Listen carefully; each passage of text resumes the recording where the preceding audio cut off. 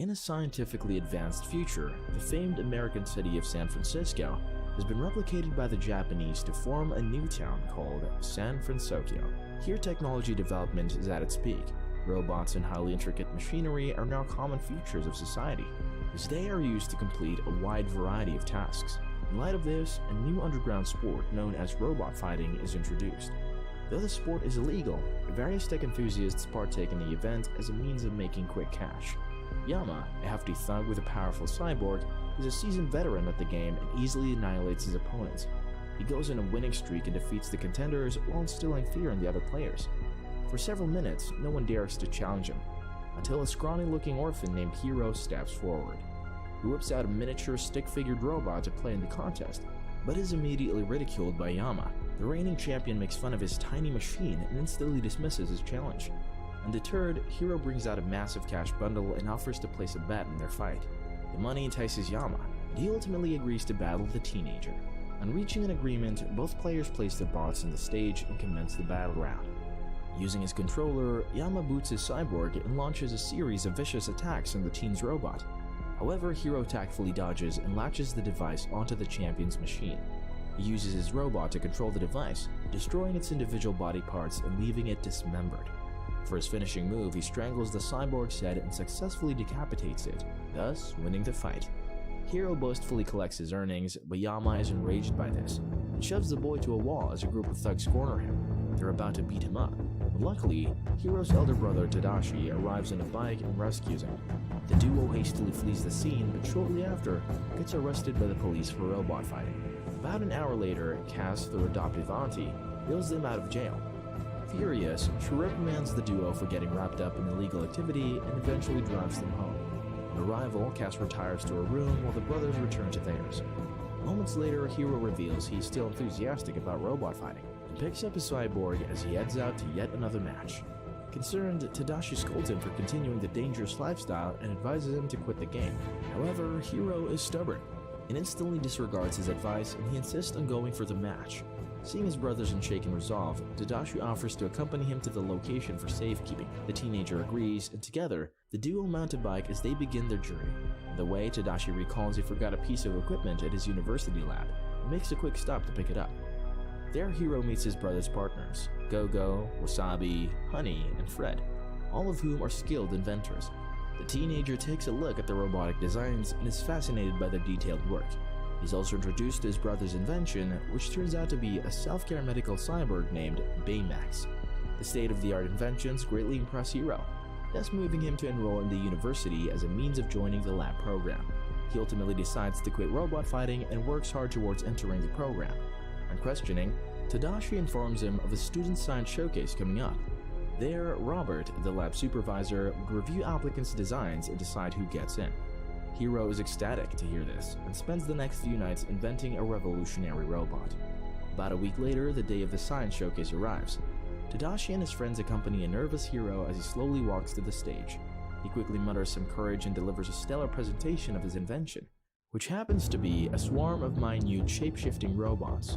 He controls the device with a neural transmitter and uses it to create several complex structures by simply imagining them. The demonstration captivates the crowd, including Robert, who smirks and erupts in applause. After the presentation, Cray, the CEO of a giant tech company, approaches Hiro and offers to buy his invention. However, the teen scientist is skeptical about losing his robot and politely turns down the offer. A few moments later, Robert also approaches and hands him an acceptance letter to join the lab program. Tadashi and his friends are overjoyed by this and celebrate his win as they collectively exit the building. After the group disperses, Hiro and Tadashi take a walk around town as they engage in a brief chatter. However, their meeting is interrupted when they hear an alarm coming from the science building. The duo immediately rushes to the scene and is petrified to find it burning. In questioning, they discover from one of the escapees that Robert is still in the building. Despite Hiro's warnings, Tadashi sprints inside to save his supervisor. Sadly, the fire quickly erupts into an inferno, and the promising scientist is ultimately trapped and killed in the building. Hiro is left devastated by the tragic incident and is thrown into a state of depression. One morning, he mistakenly drops his fight bot on his leg and lets out a loud cry.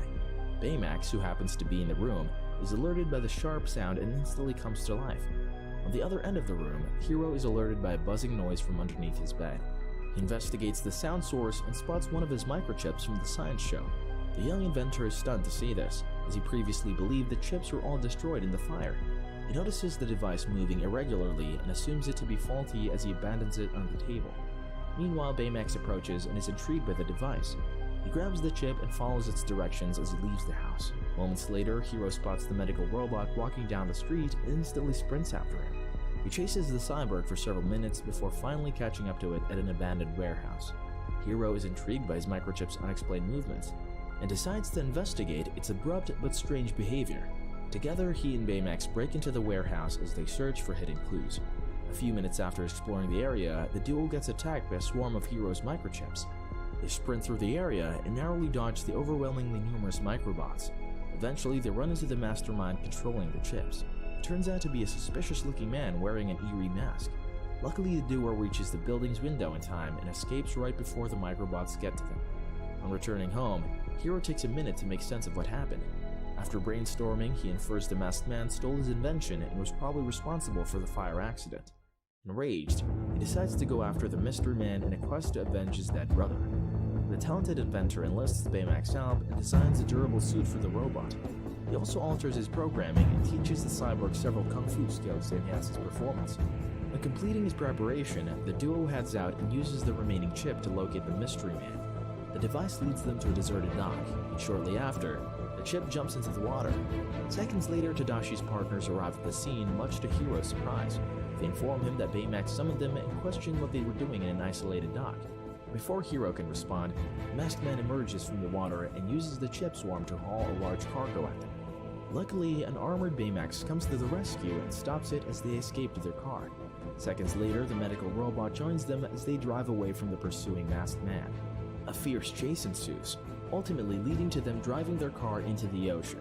On seeing this, the masked man assumes they're dead and retires for the night. Meanwhile, the group desperately fights to escape the submerged car to no avail. Luckily, Baymax intervenes and saves the group as he single-handedly carries them to the surface. After the ordeal, they return to Fred's house, where Hiro briefs them on his findings thus far. Hearing the entire story, Fred suggests the culprit is Cray, as the CEO has the means and motive to pull off the fire attack. However, Hiro is skeptical about making assumptions and suggests they catch the masked man instead. The group agrees to his plan and begins training to apprehend the culprit. The young inventor designs multiple suits to aid the mission and assigns them to each group member based on their individual strengths. Go-Go gets a pair of fast-paced wheels, while Wasabi receives a plasma cutter.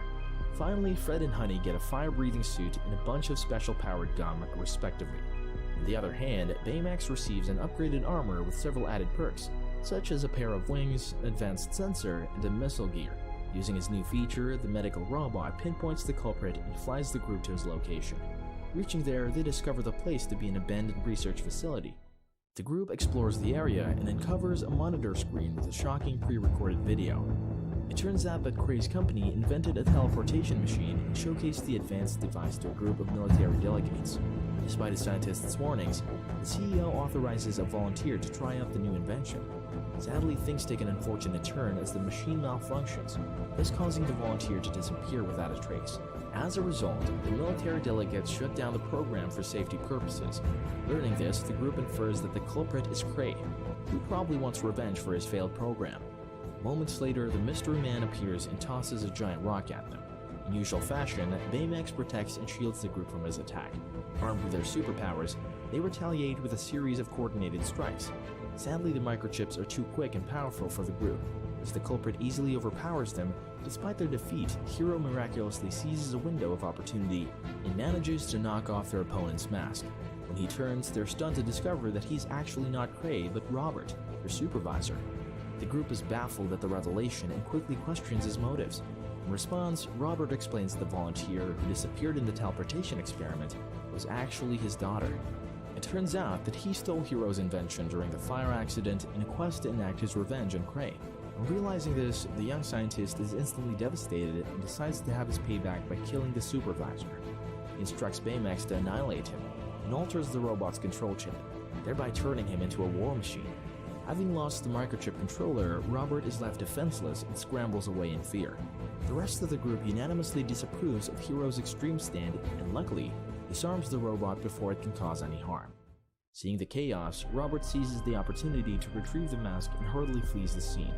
Furious, Hiro returns home with Baymax and begins altering the robot's processor to make it a permanent killer robot. However, before he can complete the task, the cyborg plays a video of Tadashi saved in his original clip. The clip greatly moves Hiro as he tears up at the sound of his brother's voice. Eventually, he decides to abandon his revenge plan and instead solely focus his energy on catching Robert. Right then, the rest of the group arrives, and together, they head to face the supervisor for a final showdown. The inventors assemble at Robert's location and are astonished to find him using the teleportation machine to destroy Cray's company. The device possesses a strong electromagnetic field and pulls the surrounding objects towards it. Hiro sympathizes with the grieving Robert and tries to talk him out of his revenge plan. However, the supervisor is uncompromising and captures the CEO, after which he attacks the group with the microchips. Robert catches them by surprise and swiftly takes the upper hand as he traps them. Luckily, they free themselves and begin destroying the microchips as they get sucked into the teleportation machine. After several minutes, the group manages to get rid of most chips, thus limiting Robert's power.